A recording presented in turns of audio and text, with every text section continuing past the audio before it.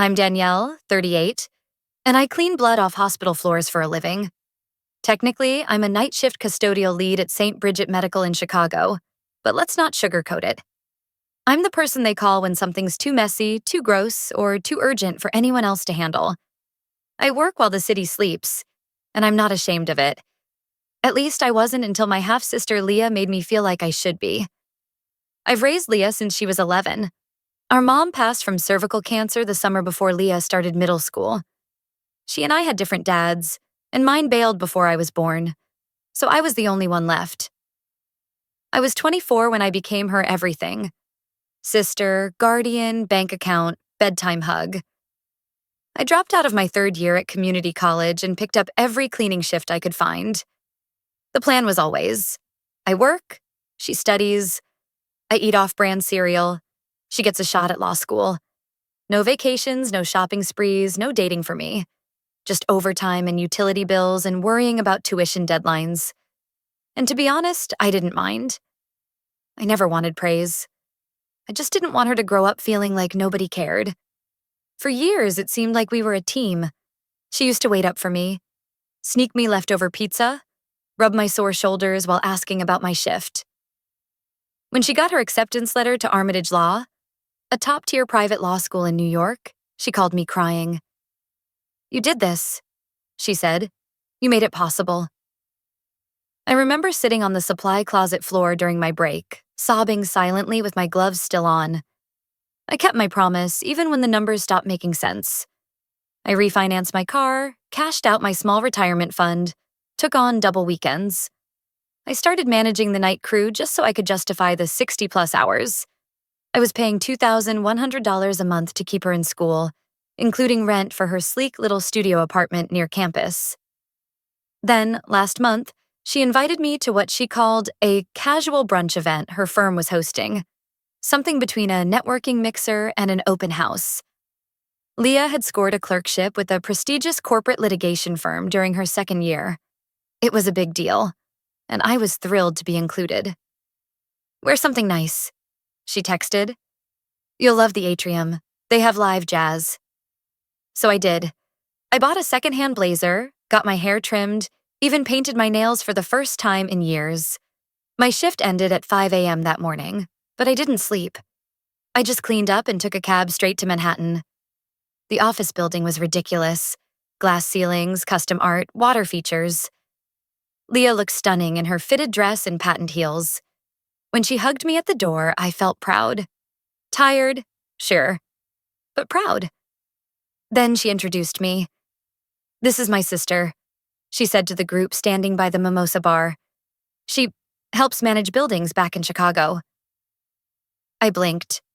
I didn't say anything. I just smiled. A man in a tailored vest looked me up and down. "Facilities?" he asked. "Something like that." Leah laughed. She handles all sorts of maintenance, logistics. The word janitor never left her mouth. It didn't have to. The rest of the brunch passed in a blur. I stood near a ficus sipping orange juice while Leah floated around charming senior partners. She looked right through me like I was a relic from a life she'd rather forget. But the kicker came at the end when she walked me out. She hugged me stiffly and said, "Thanks for coming. Maybe next time. Don't wear flats. Everyone's in heels here." I stared at her. I was on my feet all night. I came straight from work. She sighed. "Right, I know. It's just, people notice stuff." I nodded. "Yeah, I noticed a few things too." She looked confused. I didn't explain. I just walked toward the subway, peeled off my blazer, and stuffed it into my tote. The train back to Queens felt longer than ever. That night, around 2 a.m., I was scrubbing vomit out of an ER hallway when my phone buzzed. A text from Leah. "Can you send the March rent early? They're asking for next month's deposit, too." "Sorry, I meant to tell you." "No, thanks for coming." "No, sorry if that was weird." Just another invoice like I was her ATM in steel-toe boots. I stared at that text for a long time. Then I clocked out, walked into the break room, opened my banking app, and looked at the automatic tuition payments I'd been making for the past 2 years. I didn't cancel them that night, but I did remove the auto transfer. And I started doing math, because for the first time since she was 11, I wasn't sure I was helping her anymore. And something in me, something I'd ignored for a long time, was starting to push back. 3 days after that brunch, Leah still hadn't called. No, thank you. No apology, no acknowledgement. Just that one bland text about rent. Like I was a billing department she forgot to copy earlier. I didn't answer. I didn't send the money either. Instead, I pulled out a spiral notebook and started writing numbers. Rent, tuition, books, grocery reimbursements, flights. I dug through my email, logged into old accounts, printed statements I'd never thought I'd need. By the time I finished, the total came to $96,420.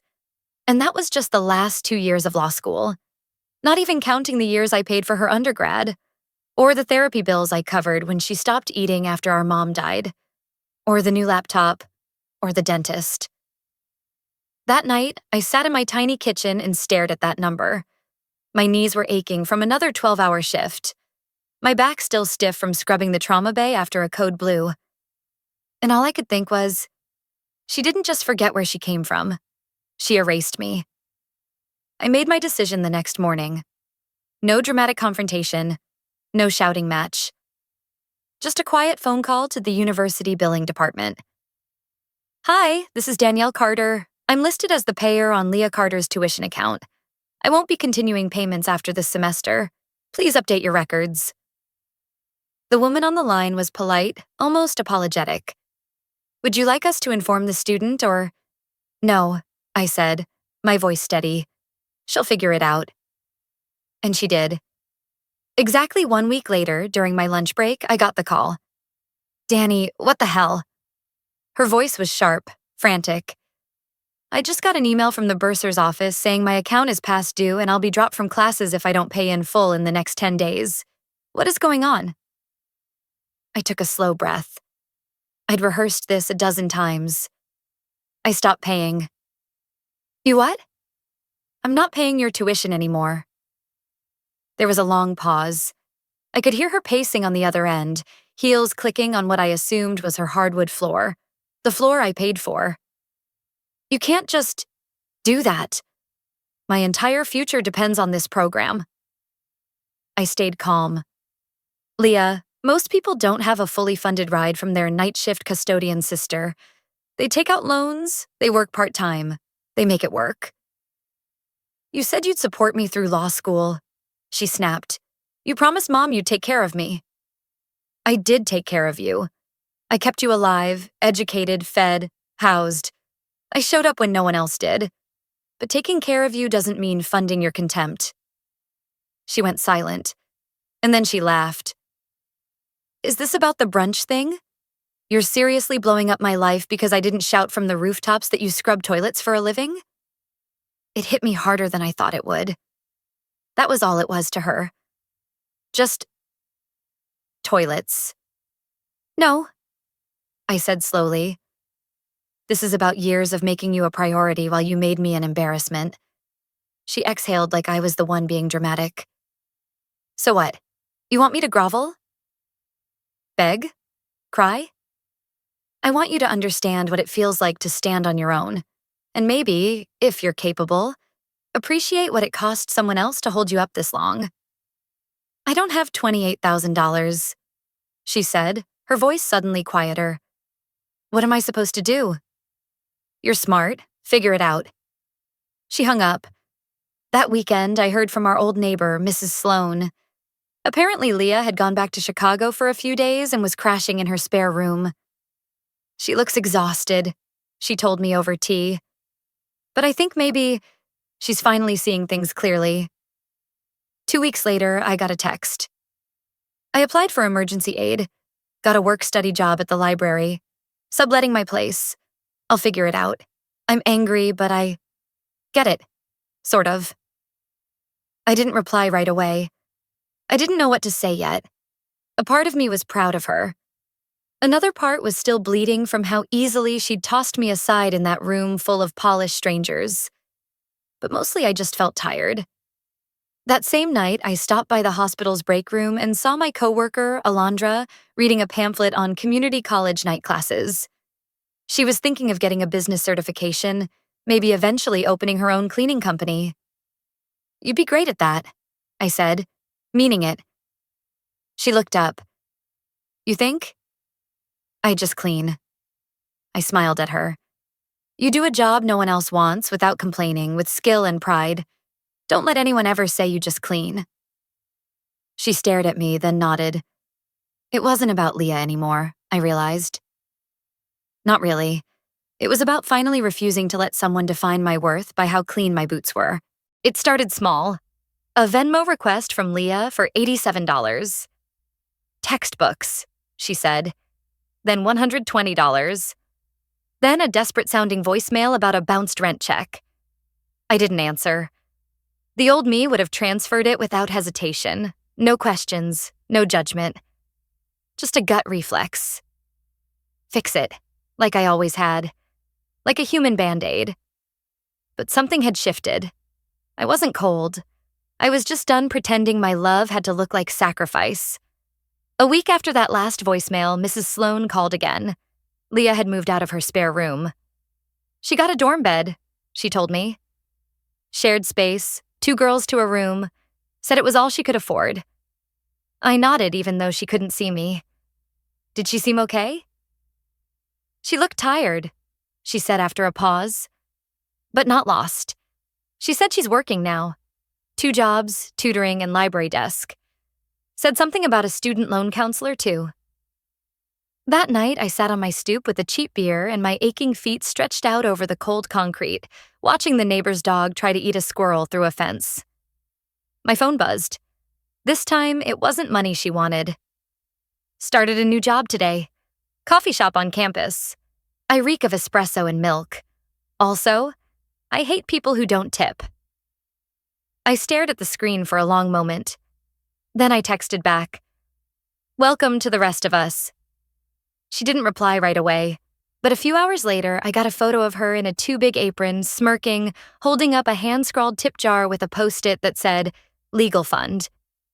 She looked tired, and something else I couldn't name at first. Real. That same week, my supervisor at the hospital called me in. "Got a situation at Riverdale Corporate," he said. "5th floor's HVAC went down. Offices are roasting.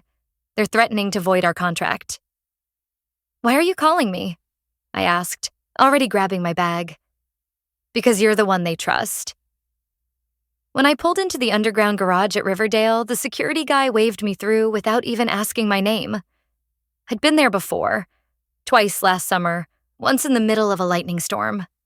I knew the guts of that building better than the property manager did. What I didn't expect was Leah, standing in the lobby in that same coffee-stained apron holding a box of pastries. "Danielle?" Her eyes widened like she'd seen a ghost. "What are you doing here?" "I'm the delivery runner for the law offices on the 8th floor," she said, glancing down at the pastry box. "They wanted croissants with their chaos." I snorted. "Sounds about right." She hesitated, then added, "I heard you were the one fixing it." "I guess I am." "You look different." It wasn't meant to be insulting, but I raised an eyebrow. "I'm wearing the same jumpsuit I always wear." "Yeah, but people are treating you like you own the place." I didn't answer right away, just nodded toward the elevator. "You want to see what actually happens behind the walls?" To my surprise, she followed me. We rode up in silence. When the doors opened, the air was thick and stuffy. Tempers were running hotter than the broken AC. My crew was already on site, stripping down ceiling panels and checking compressor feeds. I got briefed, walked the line, issued orders. Leah stayed quiet in the corner, watching. 2 hours later, the airflow started to return. The property manager shook my hand and thanked me like I'd saved a life. Maybe I had. A corporate guy in the hallway muttered something about losing $1 million client if they'd stayed down one more day. "Jesus," Leah said when we got back to the parking garage. "I didn't realize." "You thought I just fixed toilets," I said flatly, unlocking my car. "No," she said quickly. Okay, maybe, yeah. I just never thought of it like that. That you're necessary. I didn't respond. I'm trying, she said quietly.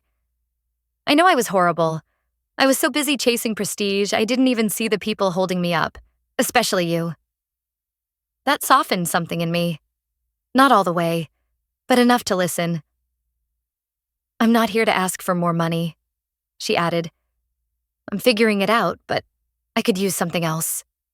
I raised an eyebrow. Can I work for you? I laughed. It slipped out without thinking, but she looked serious. I mean it, she said. I'm good at systems. I'm studying contract law. Maybe I can help with logistics, scheduling, admin stuff. Part-time. You don't owe me a thing. I just want to learn from you. It caught me off guard. Not the request. The tone. There was no entitlement in her voice.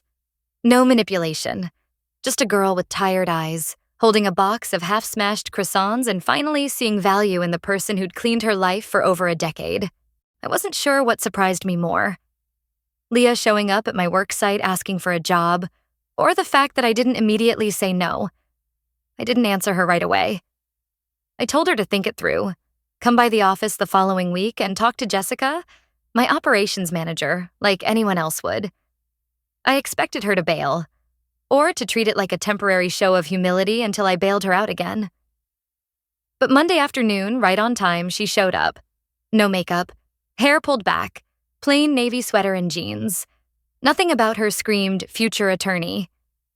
She looked more like someone ready to sort through invoices and mop up spilled coffee. Jessica interviewed her just like she would any candidate. And I stayed out of it. Completely.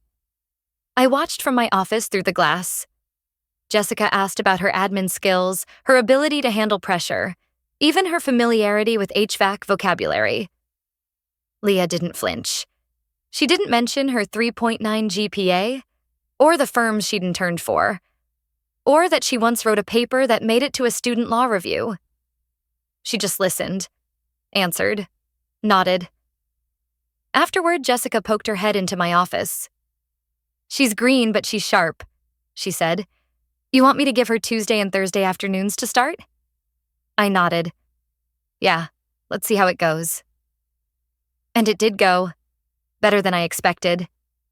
Leah picked things up fast. By her second week, she was organizing appointment schedules better than my old system. By week 3, she'd streamlined our intake forms and convinced one of our more difficult vendors to give us a 5% discount on supplies, just by being persistent and polite. She never acted like the work was beneath her. She didn't flinch when customers called in furious about delays, or when one of our techs walked in, reeking of insulation dust and sweat. She just did the job. At the end of her first month, I found her in the break room during lunch, eating a tuna sandwich and flipping through our accounts receivable folder. Why are you working through lunch? I asked. She looked up, startled. I was just thinking, you've got all these pending contracts that haven't been followed up on in weeks. If I drafted a quick outreach script and scheduled calls with these clients, I think we could recover some of this.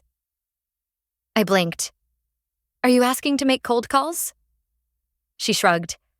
I mean, I've had worse jobs, and you're losing money just letting this sit.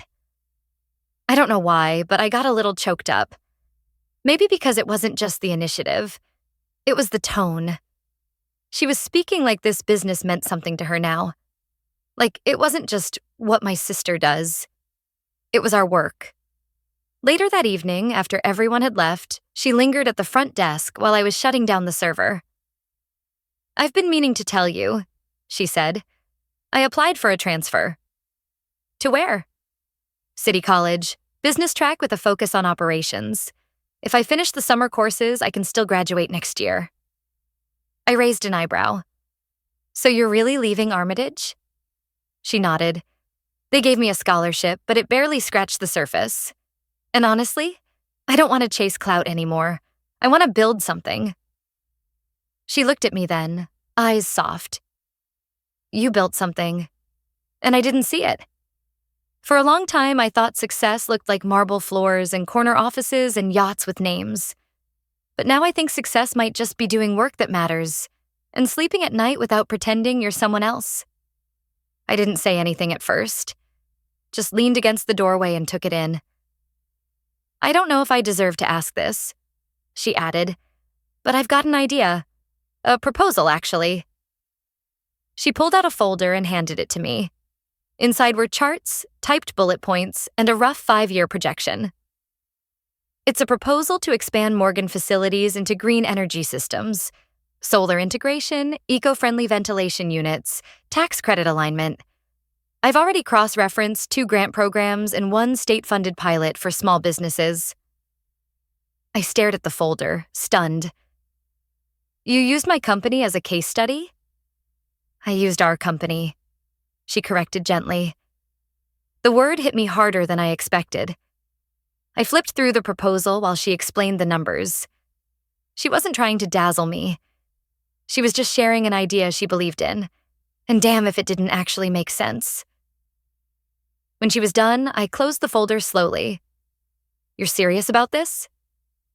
As a heart attack. I took a deep breath. Then let's talk to the team. You can present at next month's staff meeting. If the crew's on board, we'll figure out a pilot. Small scale at first. She beamed, not the polished, perfect smile she used to flash for law firm recruiters. This was something different. Earnest, a little nervous, a lot proud. It wasn't revenge in the way people think of revenge. There were no slammed doors, no yelling matches, no takedowns. Just the quiet satisfaction of seeing someone finally learn the value of what you never stop believing in. 6 months after Leah pitched the green energy expansion, we signed our first pilot client. A small architecture firm that wanted to reduce its carbon footprint. It wasn't a huge job, but it was enough to prove we could do it. The install went smooth, and Leah handled the logistics like a pro. She even convinced the client to let us use their case study in future proposals. I watched her present the data to our crew, half of whom had dirt under their nails and duct tape on their boots, and they actually listened. Not just because she was my sister, but because she'd earned their respect. Somewhere between organizing supply chains and negotiating solar rebates, Leah became someone I trusted. Not just to get the job done, but to represent something I'd protected for years, the integrity of this business. Then, last month, something happened that neither of us saw coming. Leah and I were prepping a quarterly report when she got a call from an unknown number. She stepped outside to take it. When she came back in, she looked pale. That was Armitage, she said quietly. The ethics committee. Turns out one of her old classmates from law school had filed a formal complaint. Apparently, Leah's ex-boyfriend, remember the guy with the champagne yacht and the legacy internship, had been caught plagiarizing an entire appellate brief during his summer clerkship. When pressed, he tried to pin it on Leah, claiming she'd given him her work as a favor. But Leah had receipts, time-stamped emails, project logs, and 2 witnesses who knew he'd pressured her into proofreading his work, then used it without her consent. Her name was cleared. His wasn't. He was dismissed from the program 2 weeks later. His internship evaporated, and the firm that once invited him to galas blacklisted his name across their entire legal network. I wish I could say I felt sorry for him. I didn't. Leah told me she didn't feel triumph, just something closer to relief, like some balance had been restored. The irony? She said one night as we sat on the porch, watching the sun fade behind the alley fence. All those years I tried to distance myself from you. Your work, your world. And the person who ended up betraying me came from the exact one I was trying to fit into. I didn't say anything. I just handed her the last beer from the cooler. A few weeks later, we hosted Thanksgiving in my home. Our first proper one in years. Nothing fancy. Just a full table, a warm kitchen, and laughter that didn't sound forced. Leah made Mom's cornbread stuffing from memory. She even dragged an old folding table out of the garage so we could do that ridiculous say what you're grateful for ritual our parents used to insist on. When it was her turn, she stood up, cleared her throat, and looked straight at me. I'm thankful for the woman who taught me that showing up every single day, especially when no one's clapping, is a kind of greatness no one can take away. I didn't cry in that moment. But later that night, when I was doing dishes and she walked up behind me and said, "You saved me more times than I ever admitted," I let a tear fall into the sink. She starts her final semester at City College in January. After that, we'll reevaluate her role at the company. I'm not just mentoring her anymore. I'm building something with her. And that matters more than anything I imagined when I first pulled double shifts to send her to school. If there's one thing I've learned, it's this. You can give everything you have to someone. But if they don't learn to stand up with you instead of above you, then it's okay to step back. Sometimes stepping back is the only way they'll ever learn to stand on their own. If this story brought up anything familiar, or if you've ever had to set boundaries with someone you love, I'd really like to hear about it in the comments. These stories aren't easy to tell, but they're easier to carry when someone else says, "Yeah, me too." And hey, if you're still here, thanks for sticking with me through all 5 parts. If you want more real stories like this, about growth, grit, and hard choices that make you stronger, go ahead and follow the channel. No pressure. Just a quiet place where truth gets to speak.